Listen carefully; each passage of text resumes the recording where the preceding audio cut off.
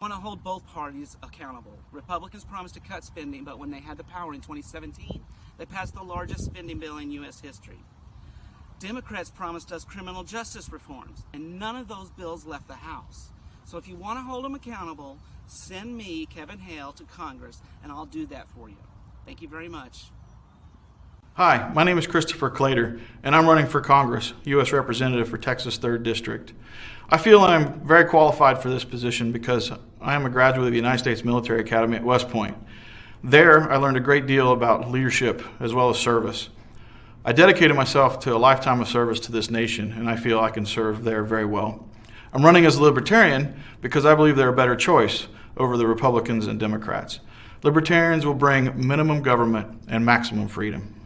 My campaign slogan is drive to the future by getting government out of the way.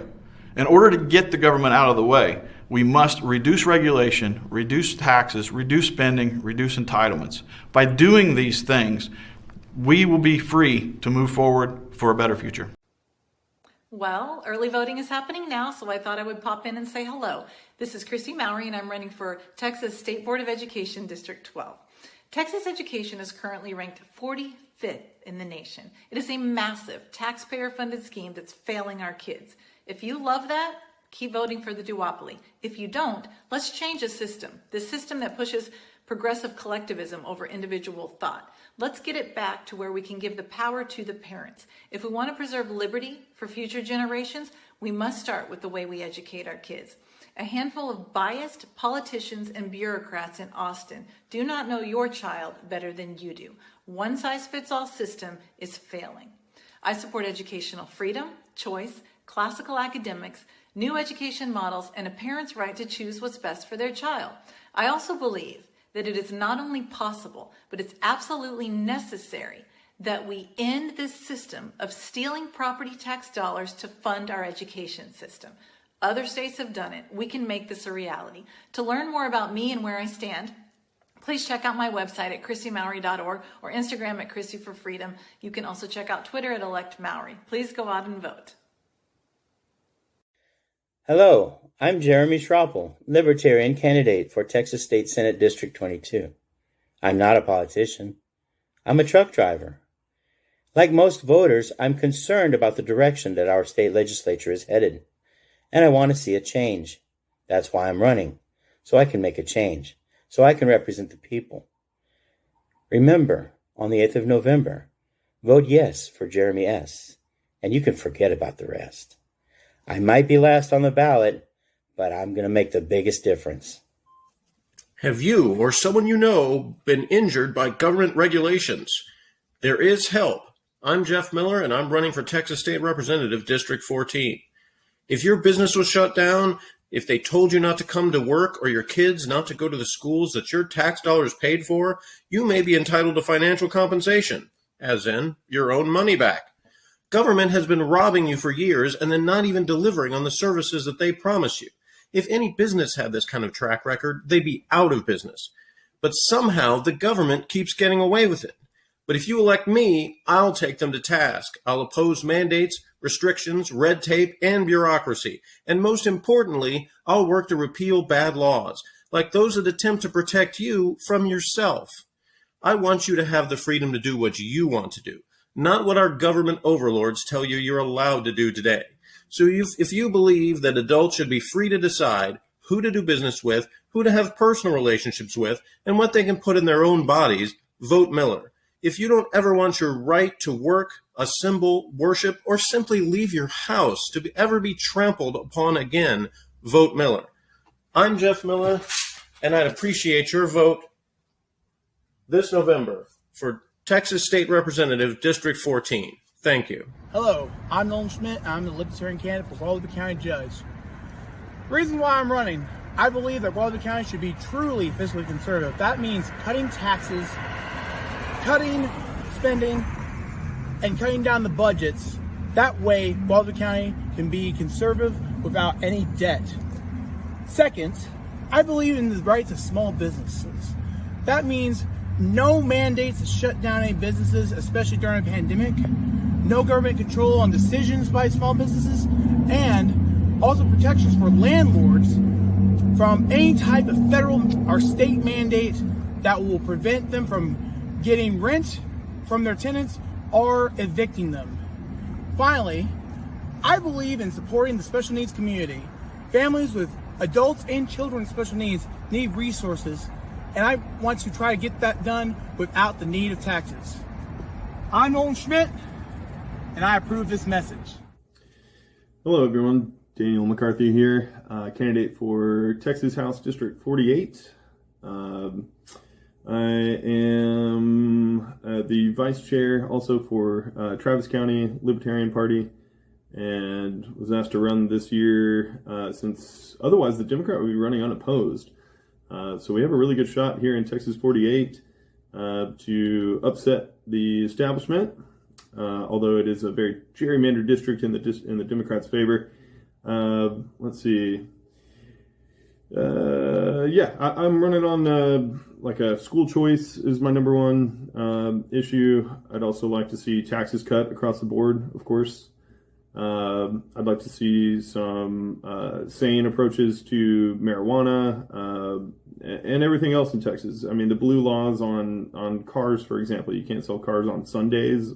That's liquor, gambling, prostitution, everything. We need to legalize or decriminalize rather. Just about all the freedoms that have been stripped. As humans, we should enjoy ourselves responsibly, and whether that means you're shooting guns or smoking a bowl after work, whatever it may be. We're adults, and the state doesn't need to hold our hands. That's my big thrust. Also, employers need to be able to choose who they employ. Doesn't matter what country they were born in. They should also choose when to keep their businesses open, when to close, who to serve, all that kind of thing. As a business owner, you've got a lot on your hands without the state trying to hold them. So that's it. Again, my name is Dan McCarthy, and I'm running for Texas 48. Hi, y'all. We'll be starting just shortly on the live stream. I'm Amanda Gibbs. I am part of the Libertarian Party of Texas communication team. Our goal tonight is to allow voters to know that they do not have to choose between the lesser of two evils. As Texans, we can vote our conscience.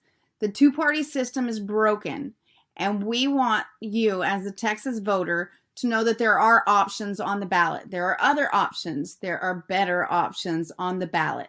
So tonight we're going to be chatting with two of our statewide candidates for LP Texas. Feel free to hop in the comments or ask questions about the candidates, their policies, or anything else that could or would help you feel like you do not have to choose between the lesser of two evils. Thank you for joining us. Enjoy the show.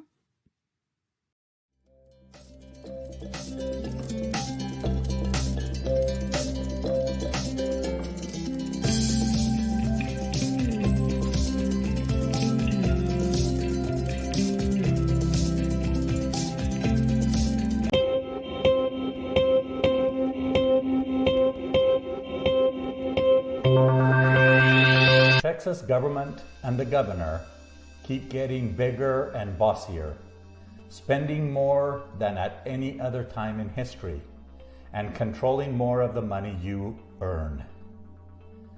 The federal government prints and borrows trillions of dollars, causing inflation, which has ballooned the assets of the billionaires, the debt of our children, and the cost of living of hardworking Texans. And while Texas Governor Greg Abbott gives out hundreds of millions of dollars in government subsidies and tax breaks to large corporations, law-abiding, tax-paying Texans struggle to afford to buy a home. And when they finally do buy a home, are forever enslaved paying property tax. When people speak up, the powerful Democrats and Republicans clamp down.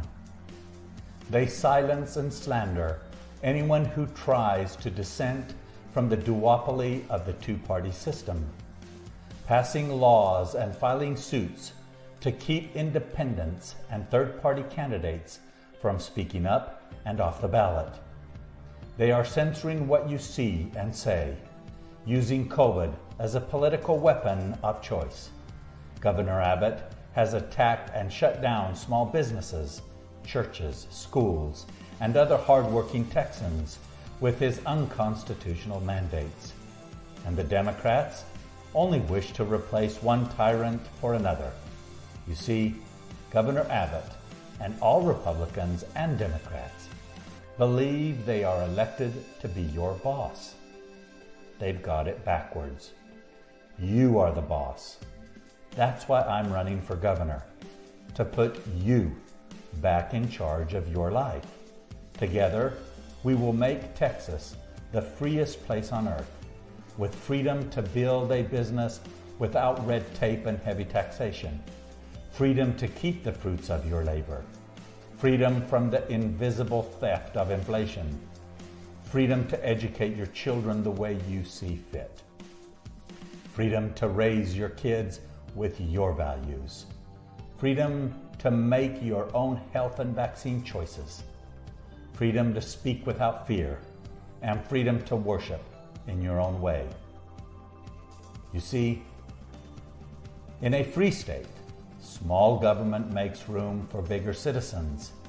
People can take responsibility for themselves, where neighbors take care of neighbors, where a job is the best welfare program. Families and communities are the best safety net. The people with power, Democrats and Republicans, will fight with everything they have to keep this power for themselves. It won't be easy, but easy has got us where we are now. Commitment and hard work will lead us to a Texas where the government is servant to the people, where we are the masters of our own fate, and you are the captain of your destiny. I am Mark Tippetts, Libertarian candidate for governor.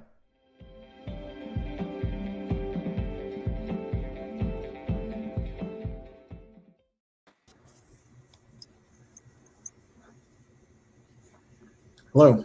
Well, howdy, everybody. Welcome all of my fellow Texans. Welcome, fellow libertarians, and anybody else who's joining us tonight. We're very excited for you to join us. We have a pretty good AMA planned out for you. No longer an Ask Mark anything, but an Ask Mark or Jaime anything. So we're really looking forward to your questions showing up in the Facebook or the other streams that however you're watching it, YouTube. Or however, just real quickly, wanted to kind of give everybody, if there's somebody joining us who doesn't necessarily know what the Libertarian Party is or what libertarians are about, just kind of wanted to touch on that real briefly and let everyone know that libertarians are mainly set to look for maximizing freedom. So yeah, we are a political party. But we're kind of like the political party that's an anti-political party somewhat. We'd like to get government smaller, not larger. One of the sayings that I heard recently that I think describes libertarianism very well as far as maximizing freedom is that we're socially compassionate, but we are fiscally responsible. We want people to do their own thing, go their own ways, but also not to have to be burdened by huge taxes and that sort of thing. So that's kind of what libertarianism is. As y'all probably know now, this is our third and will be our final installment right before Election Day. So we have joining us, as before, we have Mark Tippetts, candidate for governor. And this time we are very, very lucky to have Jaime Diez join us as well, who is our candidate for railroad commissioner. So Mark, would you like to give us a brief introduction? I know most of the people that probably are watching probably know you by now, but if not, have at it. Thanks a lot, Darren. Sure. Good to see you, Jaime. Glad to be on here together. Before I start, I just want to offer my thoughts and prayers to all my family and friends and everybody, the public in general in Belize, where I lived for many, many years, and the whole Yucatan Peninsula that are getting hammered right now with Hurricane Lisa. I just want everyone to know that our thoughts and prayers are or with family and friends and the public in general there. I was born and raised in Mexico, like most people know. I have lived in Mexico. I built a hydroelectric plant in Belize, which, like I say, is getting hammered by a hurricane right now. And this is my second run as a candidate for the Libertarian Party as governor. And I believe most people that are probably watching us know who I am, what my background is. I have a background in law, business administration. I'm an international legal and business consultant, bilingual, bicultural, born and raised in Mexico and Central America. And I'm here to forward the movement and plant the seeds of liberty and freedom. Outstanding. Thank you, Mark. And now we would like to have Jaime introduce himself. He's our candidate for the Railroad Commission. Jaime, please tell us a little bit about yourself. Where are you? Hey, Darren, thank you. My name's Jaime Diez. I'm from Brownsville, Texas. Currently, I'm in Midland. We just had a little meet and greet in some Mexican restaurant over here. But I grew up in Brownsville. My family's from Mexico. My mom's from Tamaulipas, from Matamoros. My dad's from Mexico City. I was born on the border, went to school on the border, and then I eventually graduated high school, went to school in Dallas, went to school in SMU, studying mechanical engineering. And I finished school in 2019. So my plan was actually never to do anything political whatsoever. What ended up happening was that I graduated in 2019, a year into my professional life, COVID started, right? So I was unemployed, had nothing to do, and I ended up running for school board. And particularly because of the issue of school choice, I got really interested in the libertarian ideology, and I started getting small donations to the party, and all this resulted in me and now running for Railroad Commission. So it's funny how life takes a turn, right? And it's crazy because, I mean, had COVID not happened, I would have probably never had this opportunity that I have today. For what it's worth, I'm very grateful for that. Outstanding. Thank you, Jaime. Appreciate that. So we have a question from Judith, who's asking, Jaime, if the Texas Railroad Commission doesn't oversee railroads, then what does it do? It's a crazy misnomer. When I first signed up to run for this campaign, a lot of people told me, Jaime, you have to make a pivotal part of the campaign to change the name of Railroad Commissioner, right?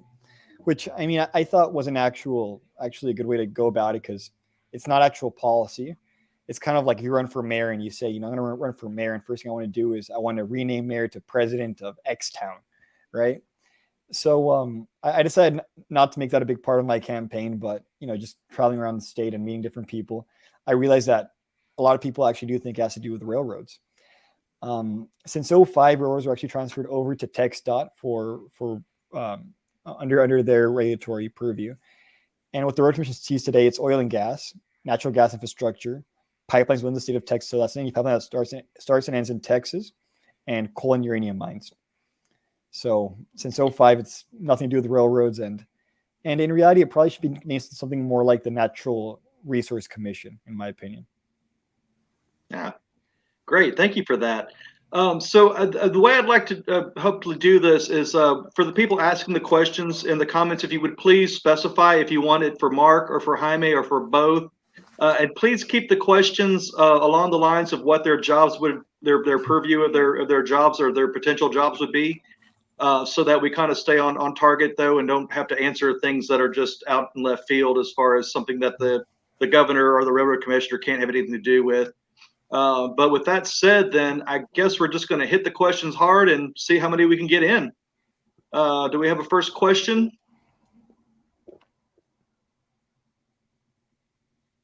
Well, while we're waiting for that, then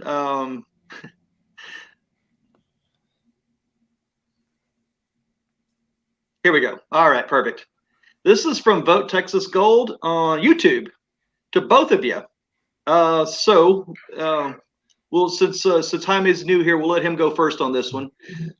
What are your top priorities once elected, and how would you proceed on these issues? Please be as specific as time allows. So, Jaime, with that, what would you say to that question? What's your priorities? So, I'll go a little bit quick.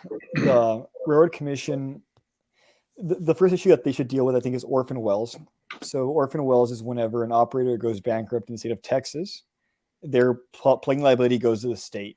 So it falls on taxpayers to plug these wells. Currently, about half the Road Commission's budget goes to plugging these orphan wells, and that works out to about $56 million a year. So I think the Road Commission should impose full bonding liability. So that means that the money is there in case the operator goes bankrupt. On the other side, I think that on the other side is the matter of when you plug a well, right? The issue right now is in Texas, if you plug a well, an oil well, you're liable in perpetuity for that job, right? So operators are kind of disincentivized from wanting to plug their own wells in a timely fashion, because if it were up to them, they want to kind of sell them to somebody else, hope that they plug them and they assume that liability, right?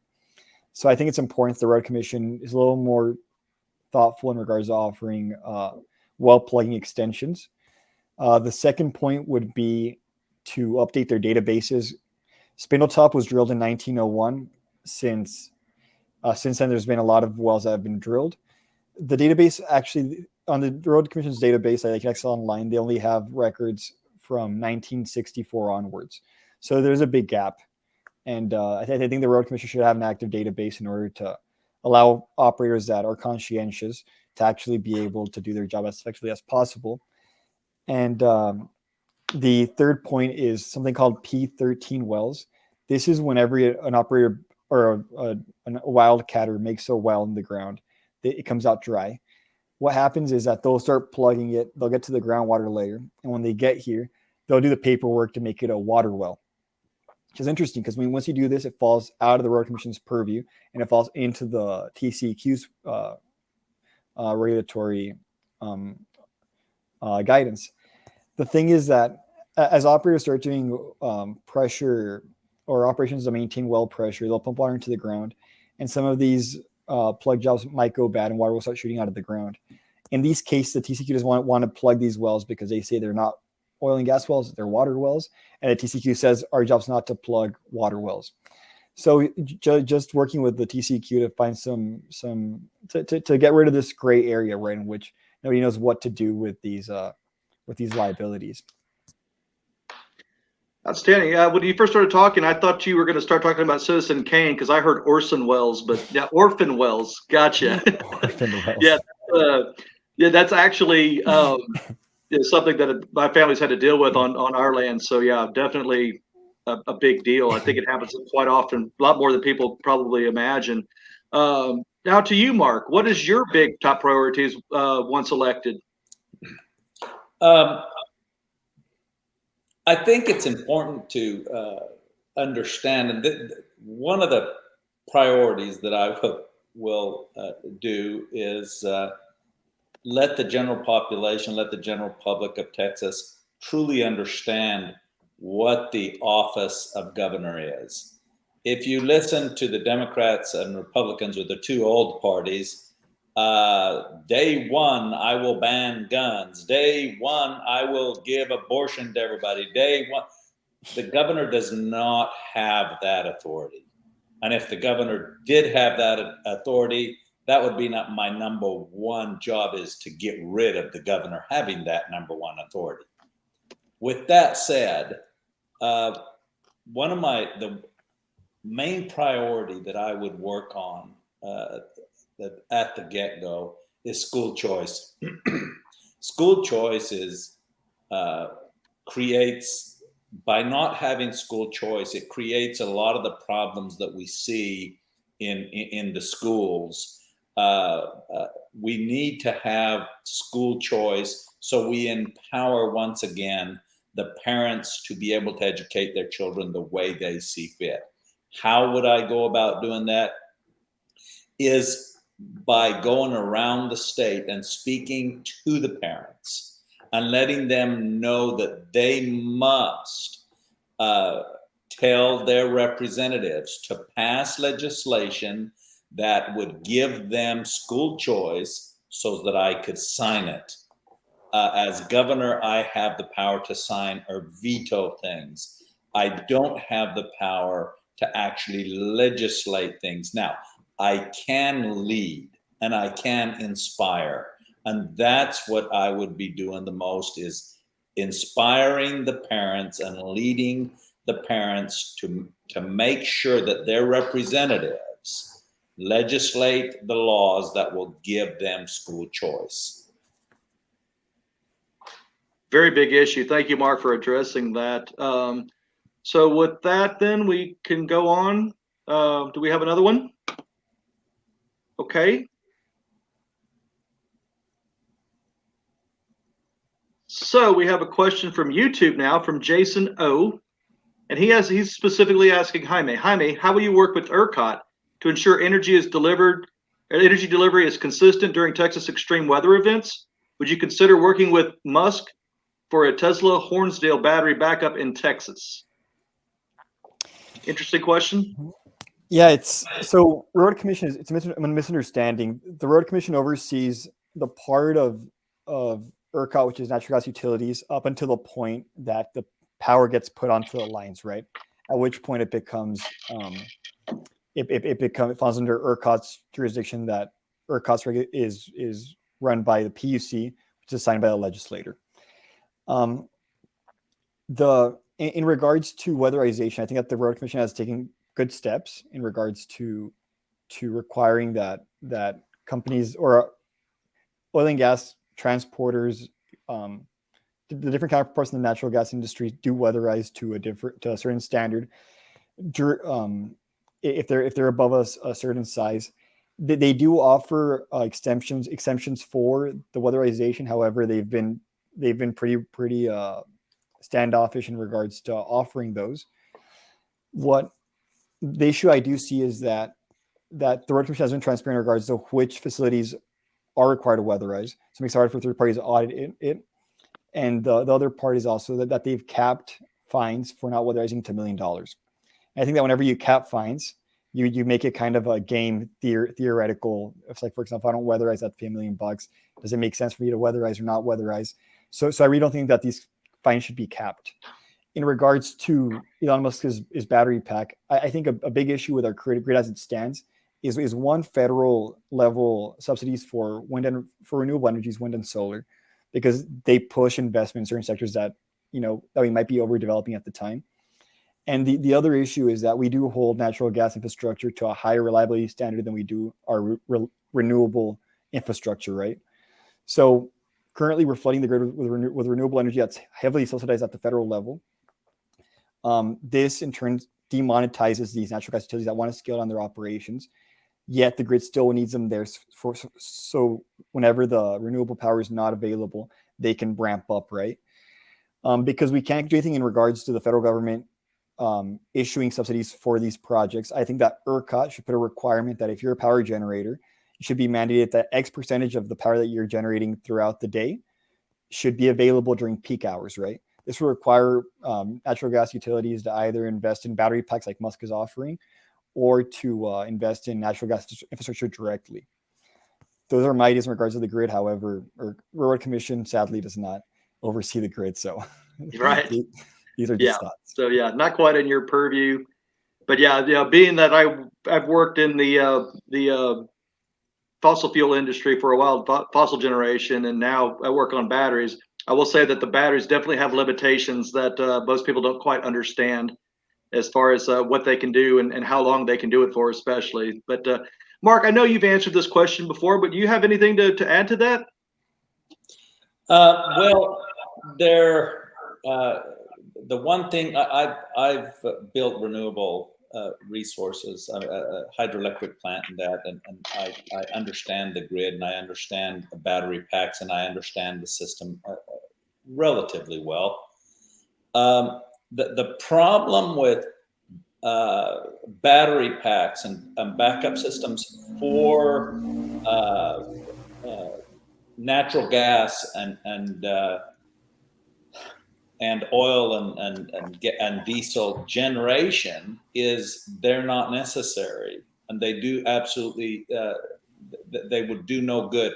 The backup power, because the renewable resources, the wind and solar, They cannot store power to be able to offer at peak demand. They offer whatever's there, and they could store it. Those are the ones that could store it. I don't advocate for the storing of it.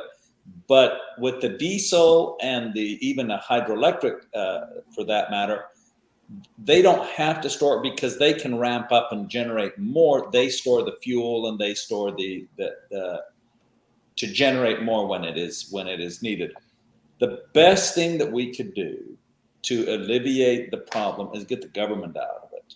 One of the things that Jaime did say that I wanted to emphasize on is we have to get rid of the limitations of fines, because they just work it into their bean counters of, is it better to pay the fine, or is it better to really weatherize? Is it better to do that? We need to get rid of that. We need to get the government out of it. We need to get the government out of the subsidies.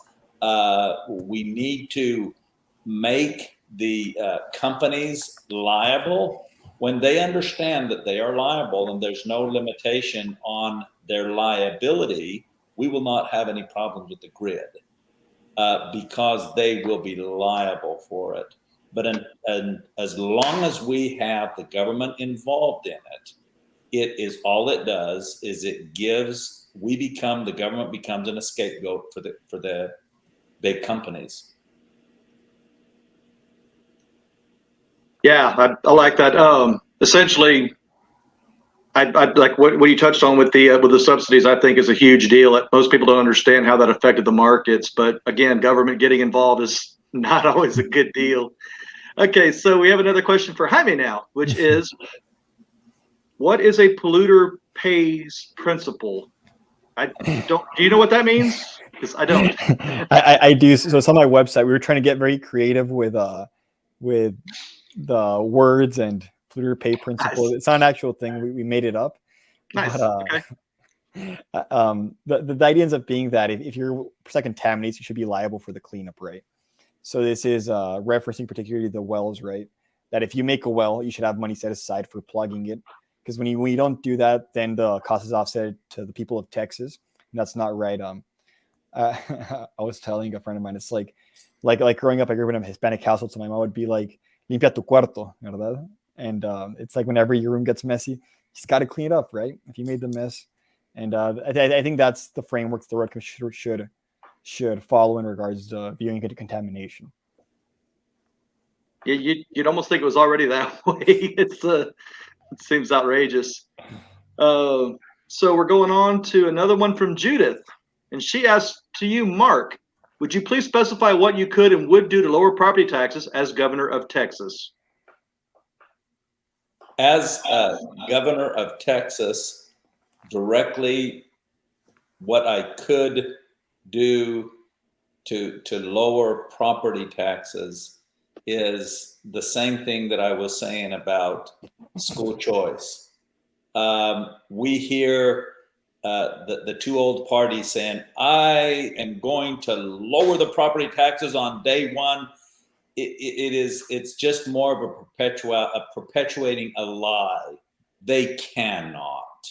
Now, what I would do is I would promote lowering the property tax so that the people, we have to understand, we have to empower the Texas people to get creative and to solve these problems. But if the government takes it upon themselves to solve these problems or offer solutions, the Texas people, which are they are the smartest and brightest people on the planet Earth.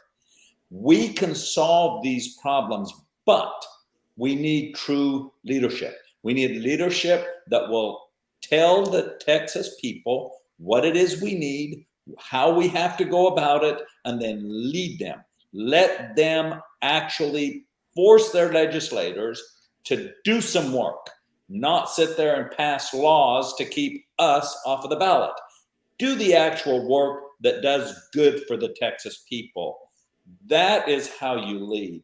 Abbott and all the Two old party cronies is all they do is put people in their positions to take and pass their agendas.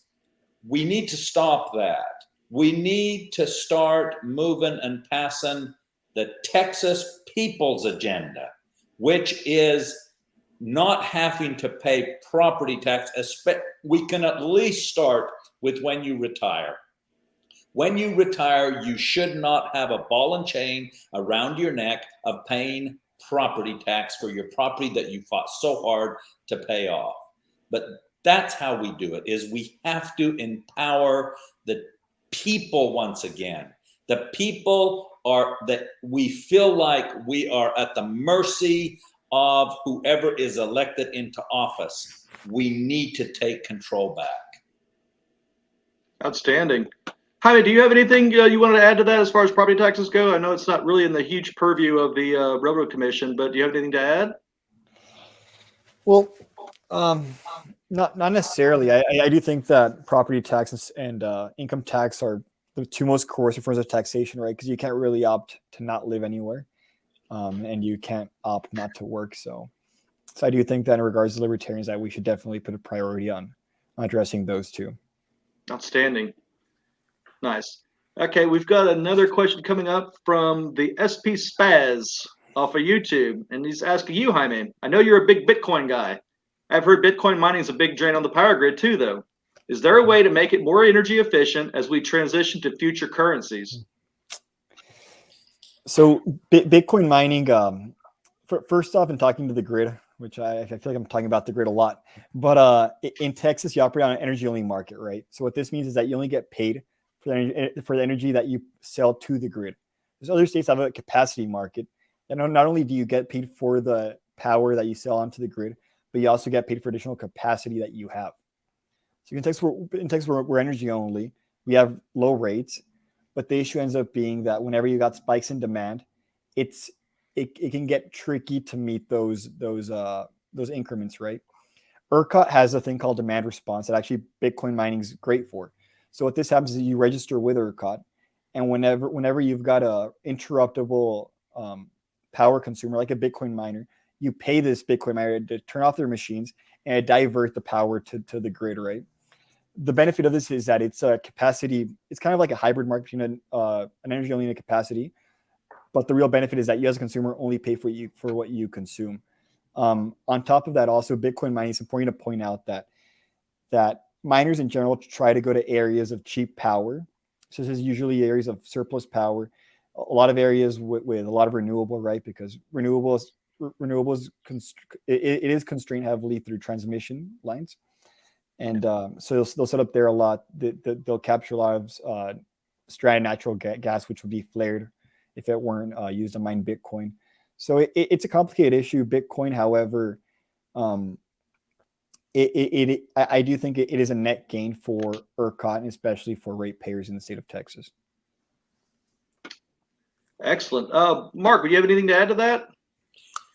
Well, if we would get government out of it and get regulation under control to where we get the scare tactics out of nuclear power, we'd have all the cheap renewable power we ever possibly need. But as long as you have these politicians playing games and fear mongering, more people die in coal mining and natural gas and oil and that production a year than has ever died combined in nuclear energy accidents. Think about that. I mean, but yet everybody has this boogeyman mentality when it comes to nuclear power. We need to solve that.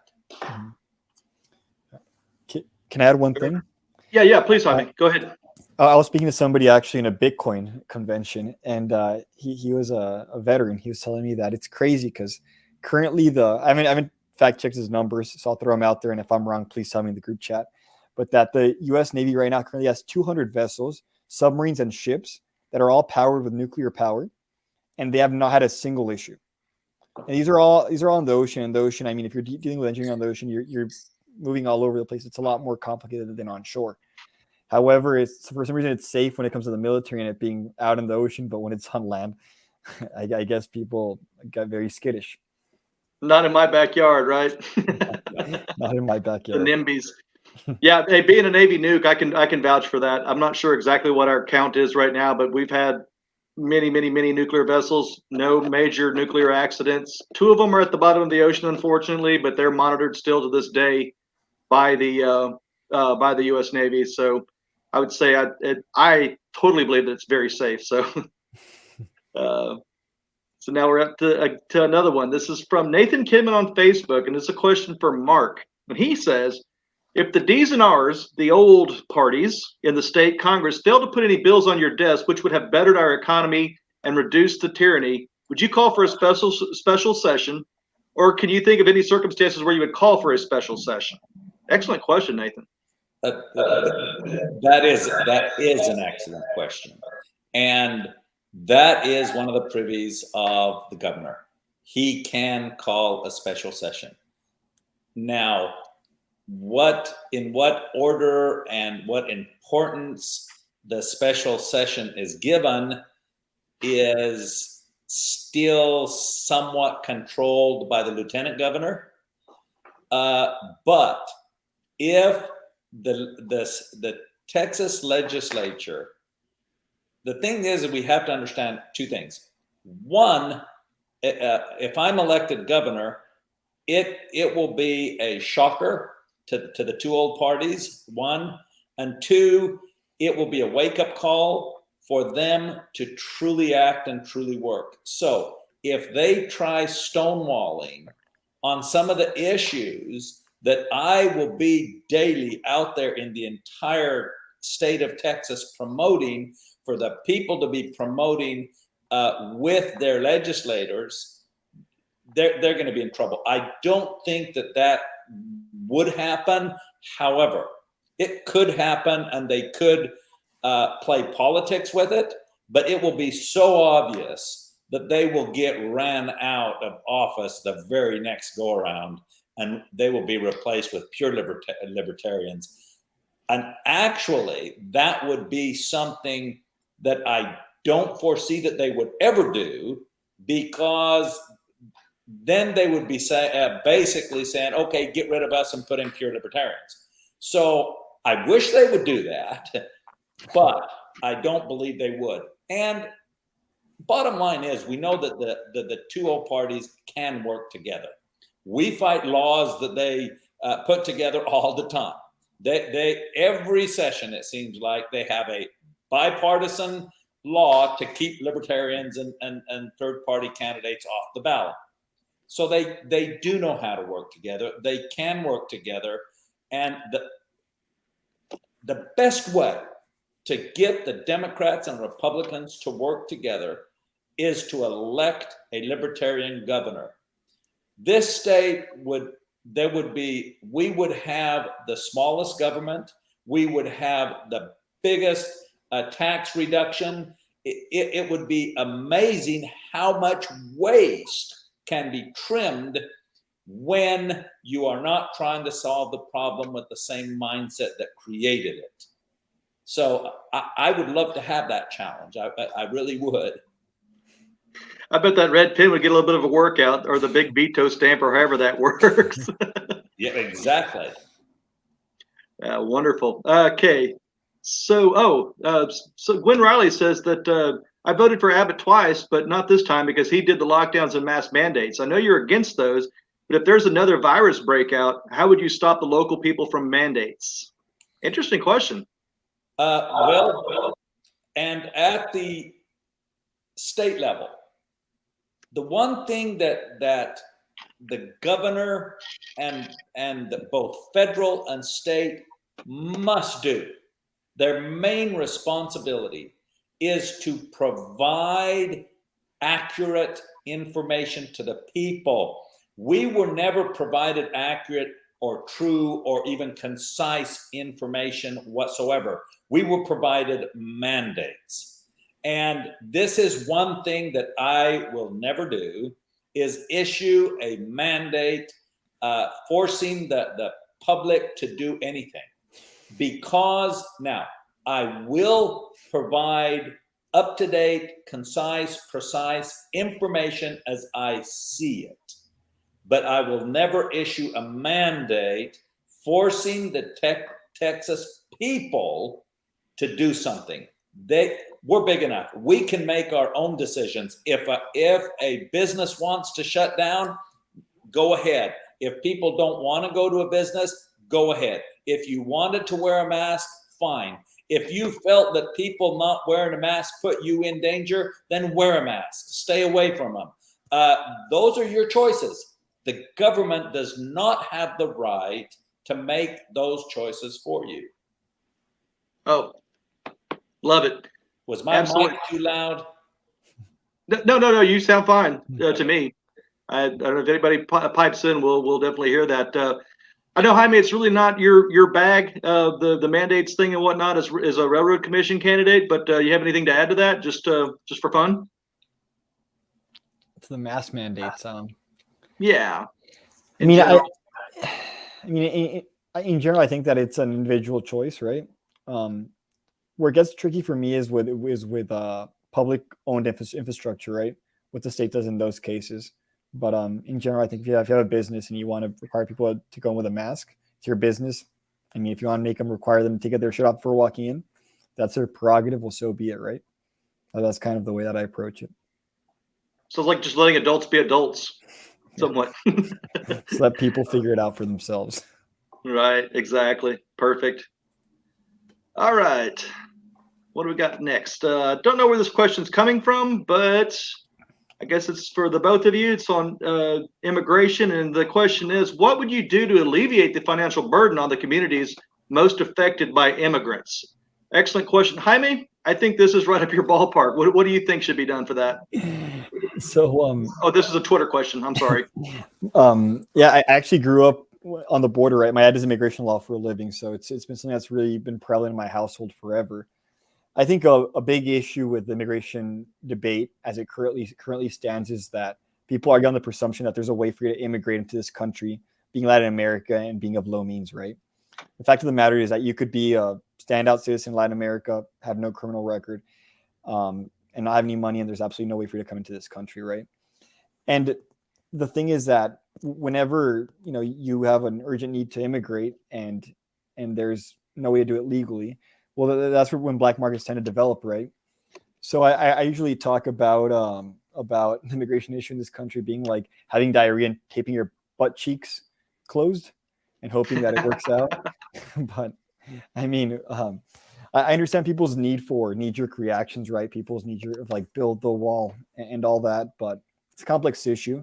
And if we don't afford the issue the nuance and critical thought that it deserves, I mean, we can expect only the same. Right. And Mark, I know you've addressed this before, but I think that you look like you want to add a little bit to this to conversation. Yes, and I appreciate Jaime's input. He lives on the border. I was born and raised on the border. I was born in Mexico. I've dealt with this issue my entire life.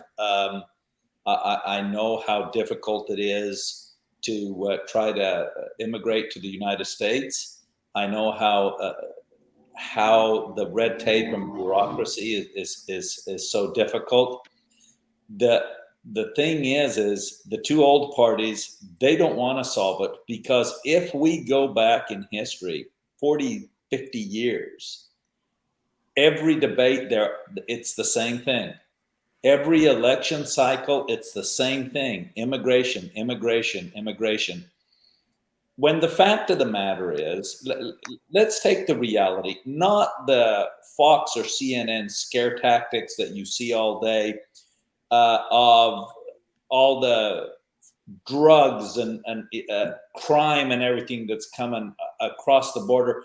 We create more homegrown crime than ever could be imagined flooding across the border. And no, I am not for open borders. I believe that countries' sovereign borders must be respected, should be respected. I like people coming to my house, but I don't like them jumping over my back fence. I like them coming through my front door. But the fact of the matter is this. If we were, any one of us, and anybody who says they would not is lying, any one of us put in the same position of trying to get a better life for their children and their family, if they would not come and face the river and try to get across the river or the desert or whatever, they're lying. There isn't a soul that is listening to this or in the state, maybe 1/10 of 1% of the people in the United States are here not due to immigration. We're all here due to immigration. And the fact of the matter is 95% of the people coming across the border is all they want is a better life and a better job. And it is something that the federal government has been threatening to fix for decades. I don't care if the Republicans are in power or the Democrats are in power. If they control it, nobody fixes the issue. And the fix is quite simple, really. But a lot of the people say, well, why don't they just get back in line and try to do it legally? Jaime's dad will tell you exactly why. Because it will cost them $20,000 to $30,000, and it will take them, if they're lucky, 15 years by the time they had a turn to get across. So what do? It's easier for them to pay a coyote $5,000 and for them to try to get across. You would do the same. I would do the same. Once again, I would rally the Texas people to make sure that the federal government passes comprehensive immigration reform, a law that everybody could support and can enforce. And once we have that, then the communities that are affected by immigrants will be only positively affected because they will be there to work. So, Mark, do you think like the Ellis Island style of immigration is the right answer then? To be honest with you, I haven't really studied what it was, but as far as what I know that happened, it was exactly what it says on the Statue of Liberty. Anybody who came to the U.S. is all they were doing at Ellis Island, as far as history reminds me, is they were making sure they had no disease, they had no criminal record, and that was it. They weren't even checking to see if they had means of employment or sustenance or anything. A comprehensive immigration reform could be so simple. There was already a similar plan in effect way back when. It was called the Bracero program. Anybody who had a letter of employment would show up to the border with a clean bill of health, a clean, no criminal record, and an ID, and they were given a pass to come across and work. They could get a driver's license, they could get a social security, they could pay their taxes properly, they could come and go so long as they were employed. I don't know why it is so difficult to do that again. Good question.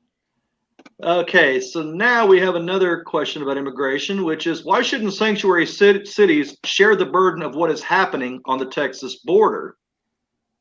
Excellent question. Jaime, you want to take this one first? I'm not too sure in regards to what they mean, but I do think that a lot of people that live in the northern part of the country aren't aware of the issue of immigration. And it's easy for them to have strong opinions when they have absolutely no idea what's going on, kind of like what Mark was saying, that there's really no way to immigrate. And whenever the choice is, staying in a broken country or coming across and offering your kids a better life, the choice is pretty simple. I was talking a while about this in some talk that I did, and referencing Kamala Harris, right? Kamala Harris not wanting to come down to the border when she was put the task of solving the border crisis. And it's like, how do you think that you could fix an issue if you're never willing to go down to the problem, to face that place of actually dealing with it, right? And I think this is just a bigger issue with politicians not wanting to get out of their office and not wanting to go to the areas that they're actually governing over, right? It's that hubris that says that, I could have somebody tell me what the issue is, and I'm so smart that I can figure it out from here in DC. And we've seen where that's taken us. Excellent. Mark, you care to have your say on this? What do you think? Well, I think that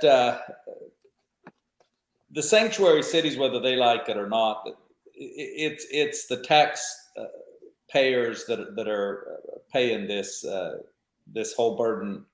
My question is why should only sanctuary cities benefit from immigration? I think the entire country benefits from immigration. Not just, I don't think just sanctuary cities should be able to benefit from immigration. I think we all benefit from immigration.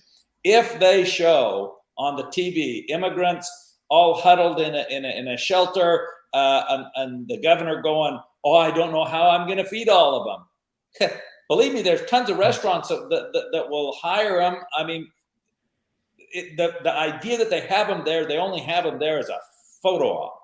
Because you let them go to get a job, there's plenty of jobs. Just look at the employment records. I mean, I would say, why should sanctuary cities only benefit from them? Where I live, there is such a shortage of workers that the people, the roofers and the drywallers and the yard men and everything else, they have to work a few days on one house and then jump to another house and then jump to another house, just so the builder can see some kind of movement going on, because there is not enough workers. Yeah, exactly. Yeah, I still see plenty of help wanted signs around, so I'm not sure why we're trying to keep people out of this country that are willing to work. So now we have one from Twitter again, and it is, what is your view on deploying guard troops to the border? Mark, you want to take this one? Yes. If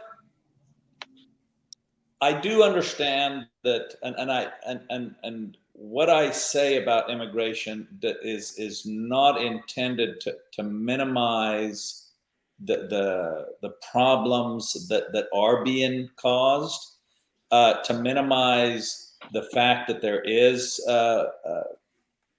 a lot of criminal element there as well. I don't minimize that at all. And I apologize to anybody who thinks that I might be minimizing that. I don't. That is a true issue.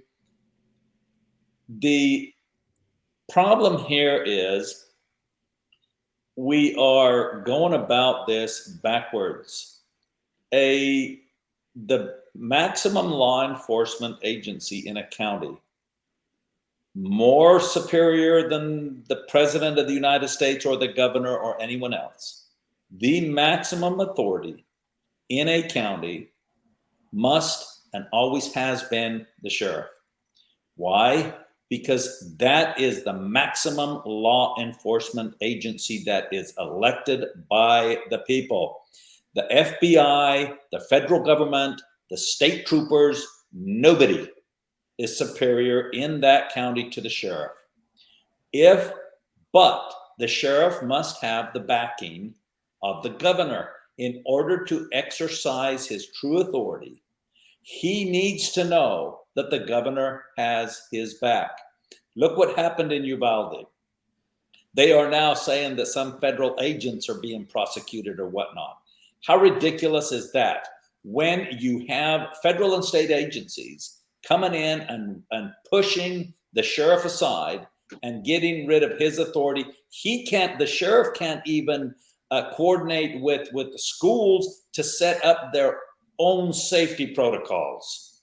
Why? Because he cannot enforce it. So if we actually empower the sheriffs, once again, to take the role that they are elected to take, then yes, if the sheriffs require help, then yes, I would back them with any help that they need that's at my disposal. Outstanding. How many? You have anything to add to this? No, I mean, I think Mark covered it pretty well. I think that you should always defer to the local level whenever possible, and that's the sheriff. Outstanding. All right, let's see what we got coming up next. All right. We're on to abortion now. So do you support a limit on when a woman or when women can have an abortion? I think, Mark, this is mainly for you. I don't know as though Jaime has too much to do with this. Well, I think oil and gas have. Want to switch places, Jaime? No.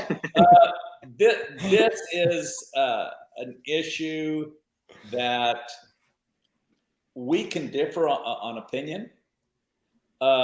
We can differ on what we think is viable.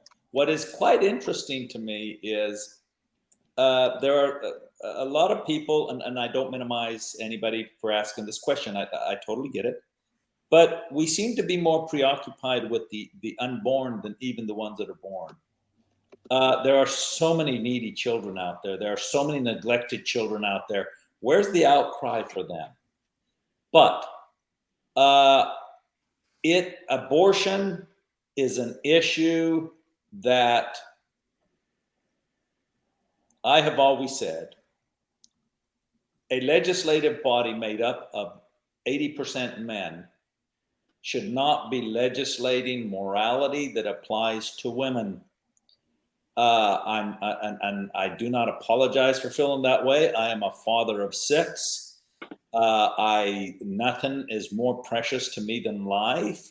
I've held it in my hand from 2 twins that were born way premature. I could hold both of them in one hand. So I do know the sanctity of life. I do appreciate that. But 4 of my kids are girls. And when a woman is faced with one of the most difficult decisions of their life, are we going to tag on there as well? Their moral conscience is going to be guiding them enough. We don't need to tell them be careful what you decide because you'll be a criminal. I leave to my religion. That I leave to your conscience. I do not leave that, nor do I give that authority to the government. So, Mark, then how do you feel about doctors being prosecuted for their part in that industry? Well,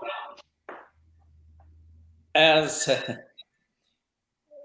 having a background in law, I think anybody who has standing can prosecute anybody.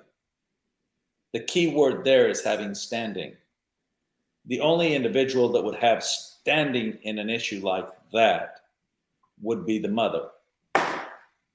It's between the doctor and the patient. This is why Governor Abbott's, or whatever that law is, I don't know who it is, that said that anyone can prosecute somebody for that they fail. That will never hold up in the Supreme Court. Why? Because they failed to realize in order to prosecute somebody, you have to have standing.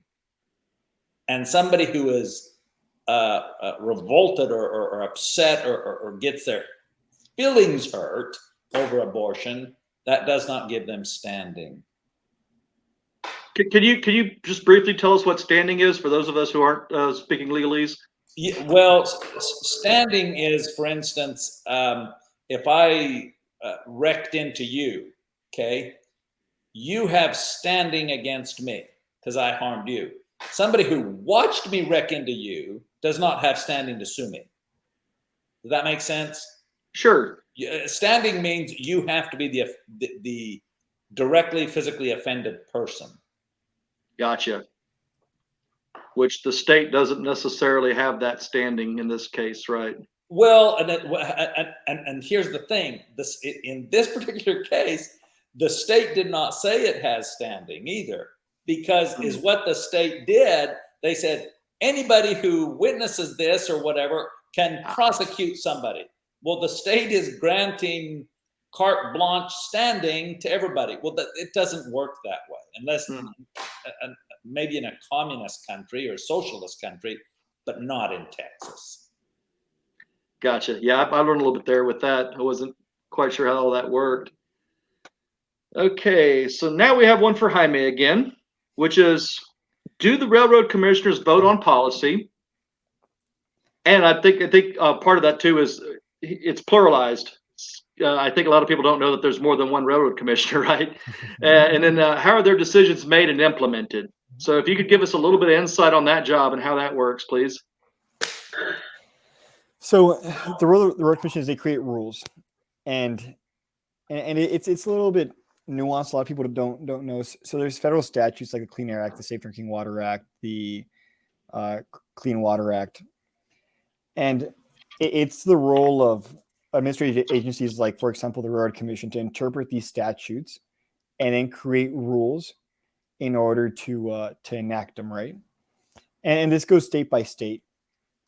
So there's the railroad commissioners. There's every 2 years one gets turned over, right? So in 2 years there'll be another election. I think currently I'm up for seat 2, which is funny because when I ran for BISD, I was also for seat 2, and this is actually where a lot of the power from the railroad commission comes from, because there's a thing called the Chevron difference rule. So what the Chevron difference rule says that if you want to sue a company like, for example, I don't know, big oil company A, right, because they messed up your land, and you go directly to the courts are going to defer that decision down to the administrative agency, right? In this case being the railroad commission. So in order for you to preserve your right, in order to prosecute an operator, you have to exhaust every single administrative avenue that you have prior to doing so, and it's very expensive for landowners. This all stands in as so far as the agency responsible, or the administrative agency responsible, has a reasonable interpretation of the statute, right? That's really the only guideline. And it skews heavily the Railroad Commission's policies in favor of the operators as opposed to the landowners. And the issues really come that, well, if the landowner can actually watch out for his surface property rights, well, then there might also go the groundwater, right? And if the groundwater goes, that affects everybody in the state of Texas. So it's really about just having a railroad commission that's not necessarily partial, neither to the landowner or to oil and gas operators. So this commission is kind of like, it's several people. How many railroad commissioners are there currently, or at any given time then? So there's 3 commissioners. Currently, there's 3 Republicans. I think since '94, there's been nobody but Republicans at state level office. So as a dissenting vote, there's not really a whole lot you can do. However, you can put more scrutiny in, particularly in regards to, so what they'll do a lot with the Railroad Commission is they'll pile up a bunch of different applications and push them forward in bulk, right? So one thing that I'm concerned about is, for example, well plugging or well plugging extensions, right?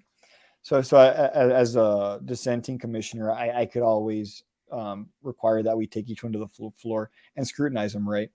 And this isn't just to be a pain in the butt. I mean, the more you put off plugging your well, the higher the probability for groundwater contamination comes, because the steel casing for the well, which this is getting a little technical, right? But the longer that's exposed to the air, the longer the odds of that becoming oxidated and basically stuff from down under seeping upwards and falling back onto the soil, which then seeps into the groundwater. So it's stuff like that I think we can do in 2 years whenever they turn over the next railroad commissioner. That's really when we can get started in regards to doing stuff like updating our databases, dealing with orphan wells comprehensively, requiring full bonding, and also addressing the issue with the P13, the oil wells that are now converted into water wells. To water wells. Gotcha. So it's 3 people on the commission, you said, right? Yes. And so your term every 2 years, so your term will be 6 years if elected, correct? It's 6 years. I already said that I'm not seeking re-election if elected. Okay. Because I will be 32 and I need to live my life. Right on. And, Excellent. Fantastic answer. All right. Okay. And another one for you, Jaime. And this one's from Nathan Kinman on Facebook. And he asked, being that we are the new generation of libertarians, and you are likely our youngest candidate, LOL, how do you go about turning on millennials and Zoomers to libertarian ideas and voting for our candidates? So my thinking really is, as libertarians, we're at an interesting place, right? Because we don't like Democrats or Republicans. And that really means that we can agree with anybody in the country, right? Because whoever you meet, they might not like Republicans or they might not like Democrats. And I think a big issue with libertarians is that, or when we talk about our ideologies, that we try to kind of pull people towards where we're at, as opposed to, first agreeing with them, seeing them where they're at, and then trying to walk them towards our direction, right? So, whenever I talk to somebody, I try to always start in a place of agreement, right? For example, groundwater. I mean, no matter who you are, you can agree that groundwater should be protected. And then from there we could move forward, right? But the thing is that a lot of times people try to, I think, be a little edgy and try to see something controversial to get people's attention. And to be honest, people are already put off by politics, and we're not helping by throwing controversial statements out there, right? Yeah, that's also the thing I've noticed a lot, that young people do not like politics. They don't like it. I always try to be sneaky about my political events. I try to invite friends, and it's like, oh, this is an event for the campaign, and they're already there, so I have to stay. But it's tricky. It's really tricky with politics. People don't like it too much. I like it. Mark, you have anything to add to that? I think it's a good question for you as well. I totally agree with what Jaime is saying, and I see that as well. Is people are very, very put off with politics, and I do agree with Jaime. Is you have to win them over first, and then bring them to your way of thinking. For instance, I was approached by some young college graduates, had just passed the bar, and quote unquote, this is what the two young girls told me. She says, "Oh, you're the libertarian candidate?" Yeah. She says, "Well, you guys are just heartless bastards." That's her words. And of course I went, "Whoa, what was that?" And she said, "You guys want to do away with all social programs." And I immediately said, "Oh, no. I think you've got something wrong." I said, "I want more social programs." That immediately caught their attention, and I changed my stance from being in front of them to being on the side of them, with them. And we started talking about different social programs and whatnot. And I said, the only thing is I don't want the government to run them. Because I said, and I will change my point of view if you could point out to me just one social program run by the government that's run efficiently. Just one, and I will actually drop out of the race. Well, they weren't able to. But when it was all said and done, there wound up being about 5 or 6 of their friends all gather around. When it was all said and done, they said, I don't know whether I'm going to vote for you, but I sure as heck like you. So that to me is a win. And it goes along with also, as people are always asking, why are you wasting so much time and energy in that? To see the smile of satisfaction on someone's face that finally gets it. You have planted the seeds of freedom and of liberty. And that's what it's all about. It's not for me, it's for the next generation. That's why I'm so excited that Jaime is here, is hopefully we can entrust it in their generation. They can move on.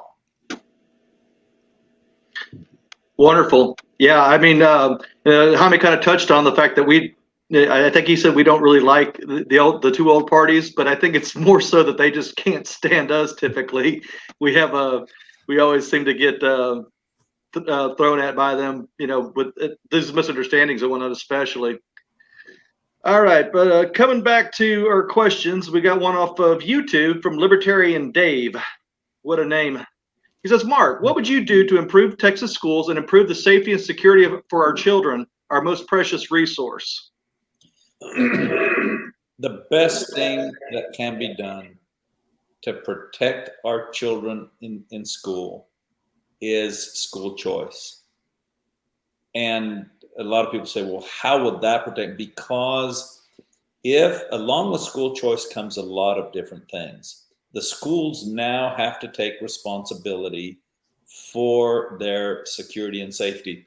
But as governor, I would go a lot further. One of the first things that I would do is I would address the Texas Sheriff's Association and let them know that they are responsible for their county, that I do not want a single federal or state law enforcement, police, whatever, acting in any manner within their counties, that it is not under the direct authority of the sheriff. And the sheriff, along with the schools, can put together the safety protocols that the sheriff and the schools, along with the parents, this goes along with school choice. Then the parents can actually choose what schools they go to. They can choose if they go to a more science inclined or a more liberal arts inclined school, and they can check what is their safety record, what is their safety protocols, and they can be involved in that. Getting rid of the truancy laws, the laws that actually fine parents if the children are not in public schools or are not in a school. We must get rid of that, because if, and this is going kind of off on one other direction, but if we look at all the school shootings, they were all done by a former student, somebody that had a grudge against the school system, somebody that had a grudge against a teacher, somebody that had a grudge against somebody because they were forced to go to a school. We must empower the parents to take control, not only of the children's education, but of raising their children the best way they see fit. Outstanding. Mark, there's a follow-up question then, kind of what you're talking about, so I think it'd be a good time to go ahead and read this one. Why is it okay to take public money and give it to a for-profit school without having the same oversight as the public schools? Most private schools have, my wife was a teacher, and she always preferred to teach in the private schools, and the teachers were way underpaid because the money did not follow the students. In most cases, whenever somebody puts their children in private school, they are paying not only for the private school, but they're paying for the public school as well. We must hold public schools accountable for educating our children.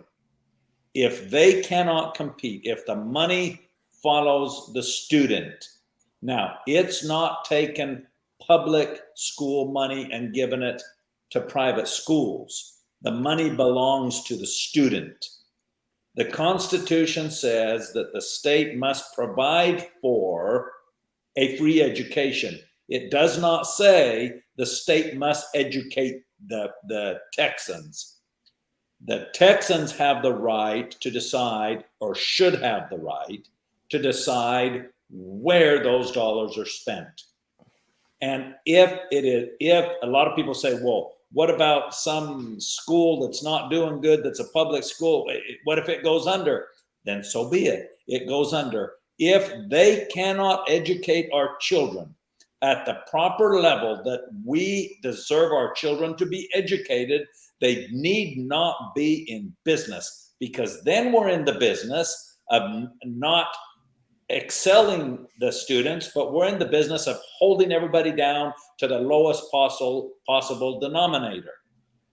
That's why we must have empowering the parents for school choice. Nice. And Christy Mowry just popped in with an empower parents, not government. Competition creates greatness. Privatize it. And obviously, if anybody watched the intro, she's running for the Board of Education here in Texas. So it sounds like she's pretty. Right. And there are a lot of things that we say that some people are not going to agree with. And yes, there will be teachers and there will be schools that are not going to like it. But it's not about them. It's about the children, and it's about the education of our future generations. It's not about a particular school. It's not about a particular teacher. It's about our children. Awesome. So I heard a rumor today that Jaime has a little bit of a business plan going for, is it tire recycling? Is that correct? Yes. Would you mind giving us some insight to that? Because I was quite intrigued by that.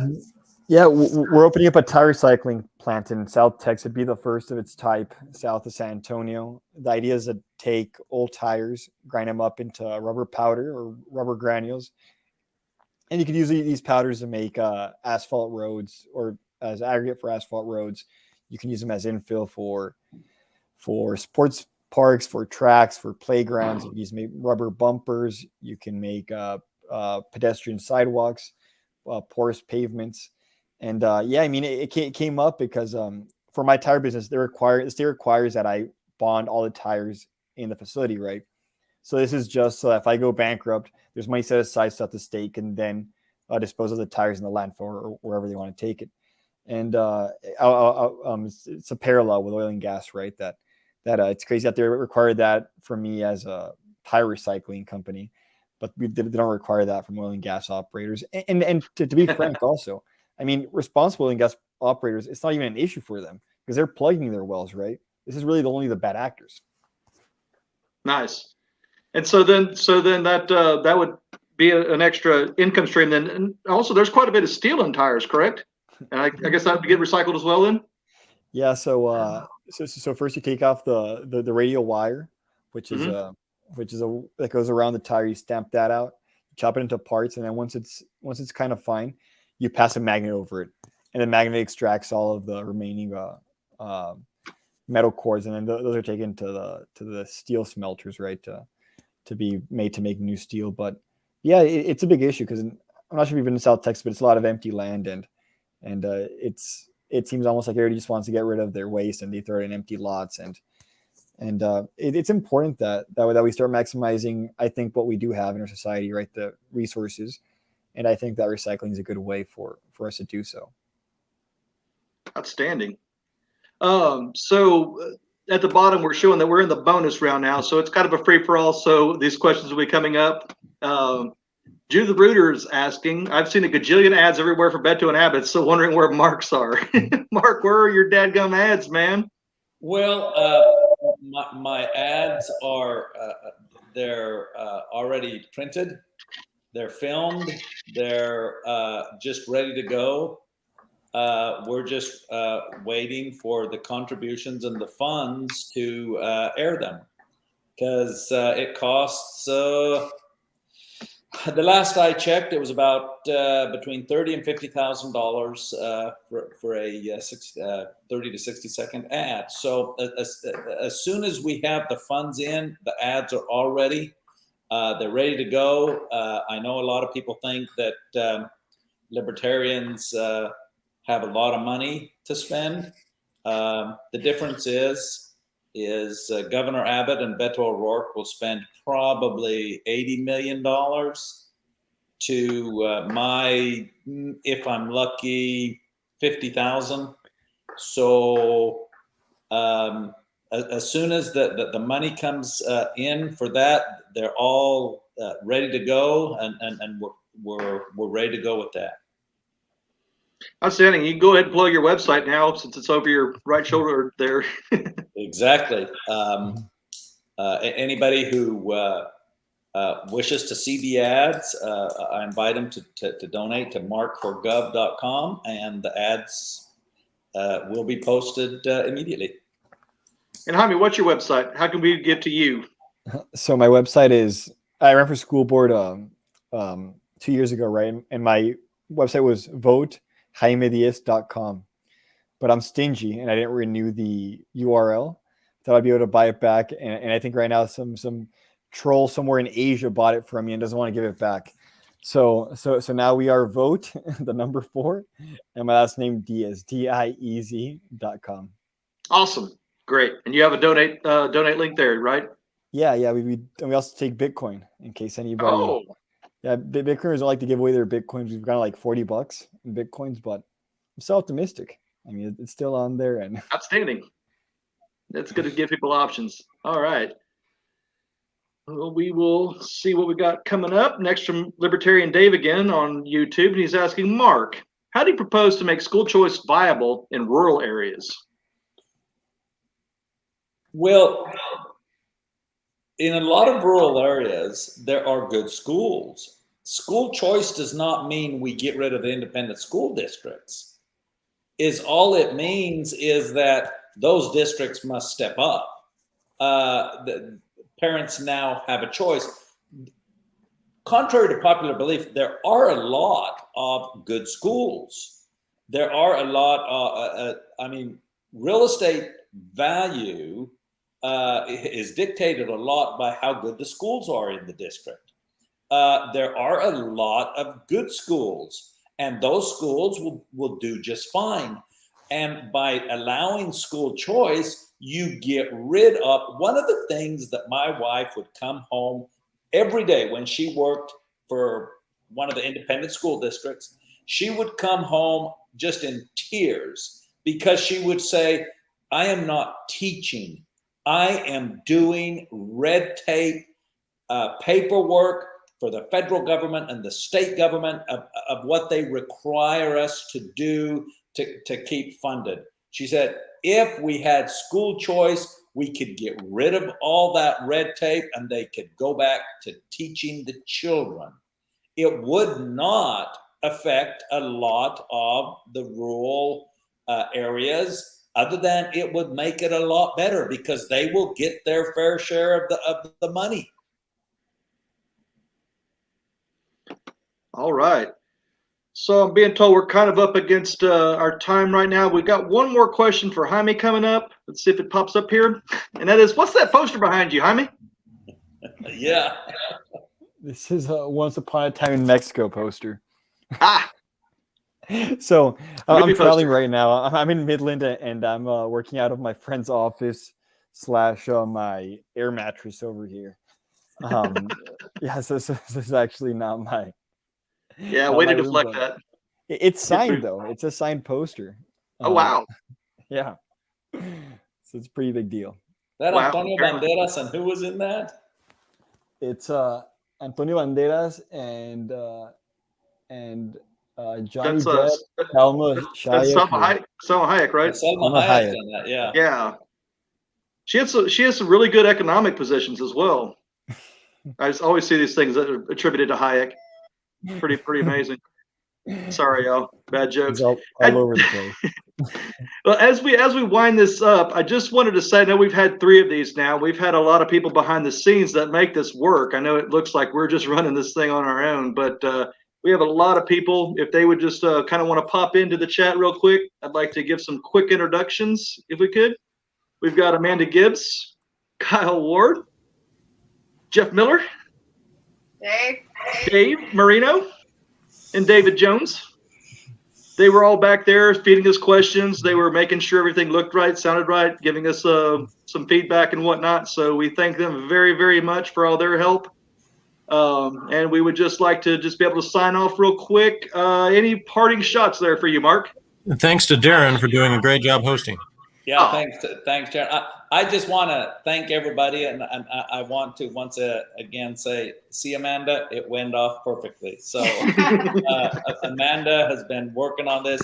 Everybody of the team has been working on this, and throughout the campaign, every Monday and Thursday, we have Zoom meetings, and we go over all kinds of issues and prepare things and try to figure out how is the most prudent way to spend what little bit of money we do get.